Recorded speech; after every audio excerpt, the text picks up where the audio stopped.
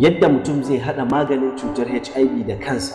Akwai maganin cutar HIV kanjamau kuma an jima da gano maganin cutar. Mai magana Dr. Raj Abubakar, MD kuma CEO na cibiyar bincike kan magungunan musulunci da na gargajiya wato Dar Thaqafa. Cutar kanjamau ciwo ne da ƙwayoyin halitta da ake kira human immune virus ke kawowa, inda suke raunanawa tare da ragargaza garkuwar jiki. Su waɗannan ƙwayoyin cuta ba kamar na bacteria bane ko fungus bane da kan iya jin magani, domin su virus ne, suna da wuyar sha'ani saboda hayayyafa da suke yi fiye da maganin da zai yi tasiri a kansu in ba ikon ubangiji ba.